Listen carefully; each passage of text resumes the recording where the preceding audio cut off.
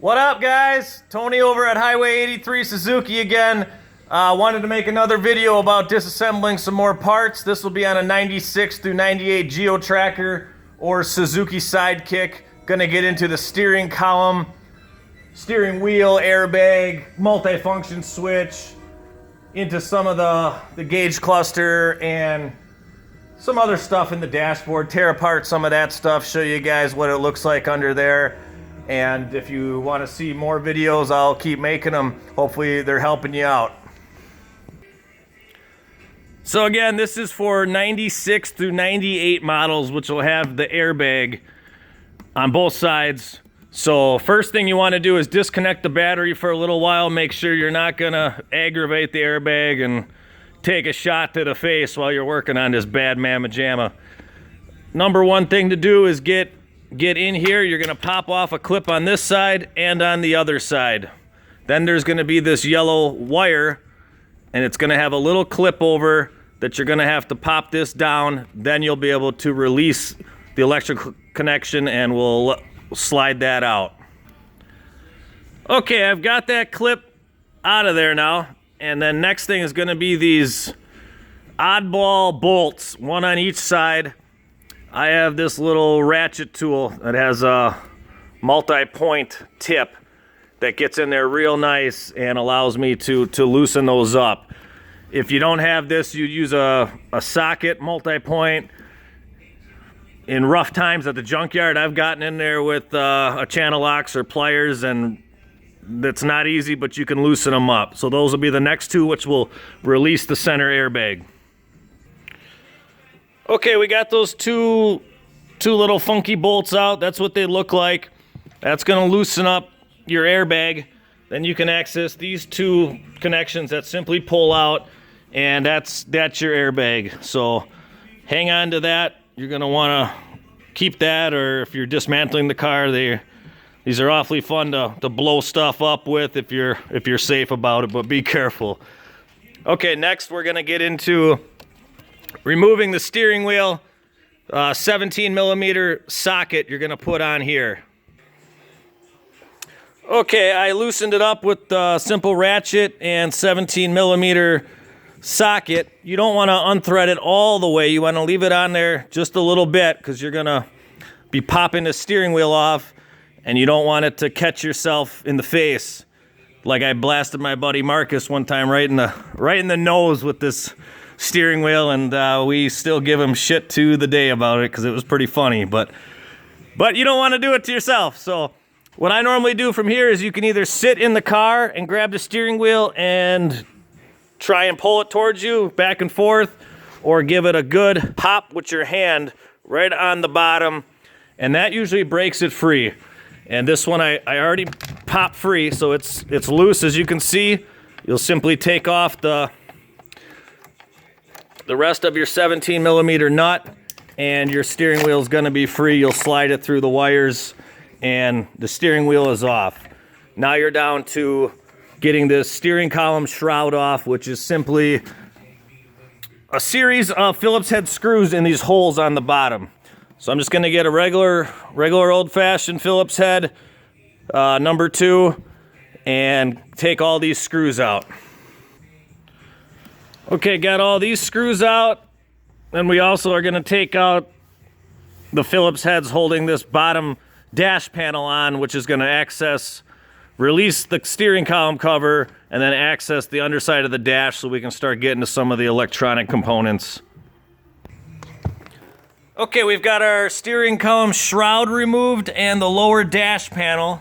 That's what they look like removed there, and which reveals your multifunction switch, which this is a commonly damaged part. You know, whether you break them from off-roading, smacking them, or electronically they just fail on you. So we happen to sell these quite a bit, and fairly easy to replace. As you can see, we're already in there. This is your clock spring, which you'll only find on the 96 through 98 models, with the airbag, which basically just allows the steering wheel to spin while keeping electrical connection to the airbag and so forth. So there's some screws in these holes here, Phillips heads, that we're gonna remove, and then the multifunction switch is gonna pull off the steering column with the clock spring all in once, and then there's an electrical connection on the bottom that we'll get to pull it off. There she is, folks. That's the multifunction wiper headlight switch removed. The wiring, there is a couple wire clips that hold this wire up. So when you're trying to pull it on it to get slack, there's a couple zip ties. That's actually what they are, black zip ties. And if you snap them off, it gets a little tight in there, but I basically got in there with the screwdriver and just pulled down to snap the zip tie, which frees up quite a bit of slack. Then you can pull up your connections to where you can access this. You simply push in and pull on the connection. The one for the airbag, you're gonna have another safety clip that you have to pop off this clip here. That'll allow you to release and slide out this connection. Then your multi-switch will be removed from the steering column. And if you were replacing that, you could simply stop here and start installing your new one by feeding in your wires, sliding on your new switch, and start reversing the process we just went over. Now that we're in here, we can get to, let's say your ignition switch failed, or who knows, you bought one that you didn't have the key for, which happens a lot. We sell these a lot for that reason. Someone lost the key, they want to swap it out, so we sell them the ignition, matching door locks, tailgate lock, glove box lock, and you're all set with your new rig, all keyed up, matching. So we'll start by removing this. Now this has these two bolts down here. To access these, we're gonna remove this dashboard bezel. This is gonna access more room to these bolts. The gauge cluster bezel has 4 Phillips head screws, very easy to remove. 2 back there and 2 above. And then it's simply gonna come out, gonna get out of your way for you so that you can access the bolts for the ignition. Now these are special bolts that when they put them in from the factory, they have a hex head on them. When they tighten them down to the right torque, the hex head snaps off, rendering you with a nub. So that somebody can't steal your rig as easy by swapping out the ignition, but makes it a little bit tricky to remove these. What I like to do is get a nice sharp chisel and get it in there and just take a small hammer and just tap just a little bit and walk the bolt around to the left. Once they loosen up, they come out very easy. It's just that initial breaking the bolt free. Then you can back it out with your hands. So I'm gonna start getting my chisel and we'll work on that here. All right, guys, that's the chisel I used. I normally sharpen them up every couple days when I work on these vehicles a lot, so I like my tools nice and sharp. Got that bad boy dug in there, as you can see, which loosened it up, and like I said, then I just got it with my fingers like this. If you got big old sausage hands, break out a needle nose, get that puppy loose. But once you get that initial snap of the bolt to break free, they come off pretty damn easy. Then you got your top half of the ignition comes off. The older models, the whole thing slides over, but on the 96 and newer, they come in halves like that. So then you're gonna slide it downward, and then just like the multifunction switch, you got your wires in there. So you're gonna free up your wires, pull this out till you can access the electrical connection in there. Ladies and gentlemen, we've got it removed. There's your key for the GEO. Yeah, that's right. And your 3 electrical connections. When you're pulling these out, a lot of times this little plate here, I bend it down just a little bit to give you more room to get in here, and you can't be afraid to pull on these. You got to get them up here far enough to where you can access them, and it's a snug fit in there. You got to get that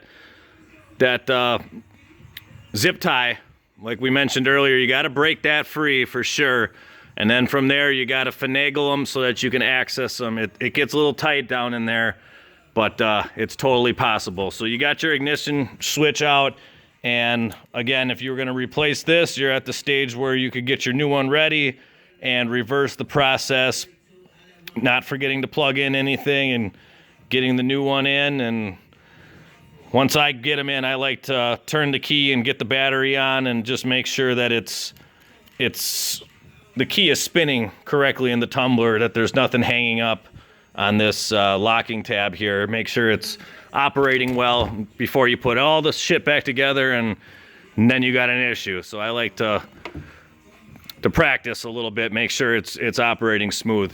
So then you're down to your speedometer cluster, which these get damaged, I'm sure a lot of you know, or especially if somebody's been working on the vehicle prior and they didn't do a very good job. The speedometer cable could not be pushed in all the way and fell out, or your speedometer cable is failing and you need to replace that. You're going to need to get back here, or if you're just replacing the whole damn cluster, this is a stage for you guys. So there's Phillips head screws again. Name of the game on these GEOs and Suzukis is just a butt ton of Phillips heads.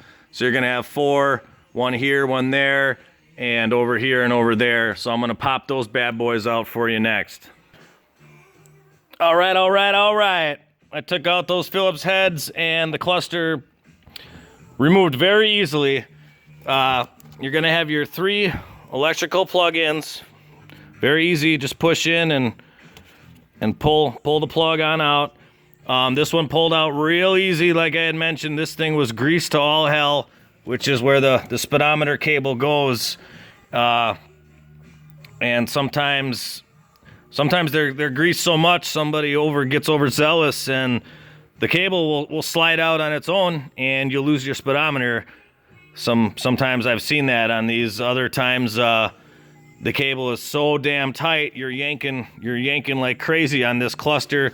So it helps to pull it out a little bit and get your hand back there on the cable and hold back on the cable or pull back on the cable to get it out of there, because you don't want to snap this plastic nub off. That's bad news situation right there. So that's going to be removing your gauge cluster, and then you can simply replace that if that's what you're after. Hopefully one of these things helped you out, whether you're replacing the ignition, the gauge cluster, multifunction switch, steering wheel, airbag, any one of that. Basically covered that. We're gonna stop here for today. I don't like to get these videos too long and start getting dull, so hopefully that helped you guys out. Obviously, Highway 83 Suzuki, we work hard, we like to play a little hard, so yeah, you deserved it. A little Miller time, of course. So you guys have a great evening. I'll talk to you guys later.